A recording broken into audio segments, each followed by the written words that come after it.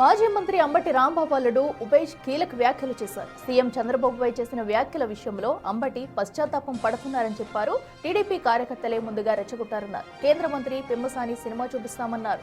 అంటే కావాలనే దాడులు చేశారన్నారు. చట్ట ప్రకారం చర్యలు తీసుకోవాలని కానీ దాడులు తగదన్నారు. ఇక ఎమ్మెల్యే మాధవి ఆమె భర్త కూడా దాడుల్లో పాల్గొన్నారని చెప్పారు.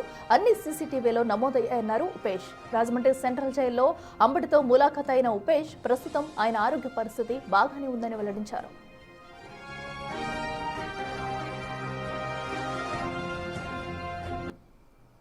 ఆయన దర్శనానికి అని చెప్పని వెంకటేశ్వర స్వామి టెంపుల్కి వెళ్ళినప్పుడు ఆయన్ని రెచ్చగొట్టి టీడీపీ గూండాలు వచ్చి ఆయన్ని రెచ్చగొట్టి ఆయన చేత సరే ఆయన కూడా క్లియర్గా దానికి అది ప్రెస్ మీట్లో చెప్పారు, నేను ఈ వయసులో అనాల్సిన మాటలు కాదు అని చెప్పని ఆయన కూడా రిగ్రెట్ అయ్యారు దాని గురించి.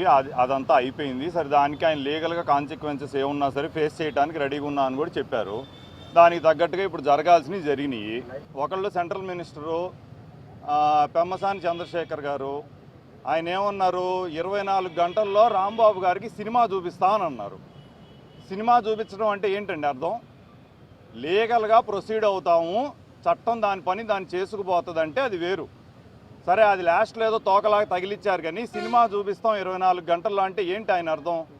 సినిమా చూపిస్తాం అని చెప్పి ఇళ్ళ మీదకి వచ్చి అటాక్ చేసి ఇళ్ళ మీదకి వచ్చిన వాళ్ళల్లో గుంటూరు 2 లోకల్ ఎమ్మెల్యే గల్లా మాధవి గారు వాళ్ళ హస్బెండ్ వాళ్ళిద్దరూ మా ఇంటి మీదకి వచ్చి అటాక్ చేసిన వీడియోస్ ఎవిడెన్సెస్ మా దగ్గర ఉన్నాయి. మేము ఇప్పుడే కేసు పెడతాం, మీరు తీసుకోండి. ఆయన ఆరోగ్య పరిస్థితి బాగుందండి, ఆయన అంతా బాగానే ఉన్నారు.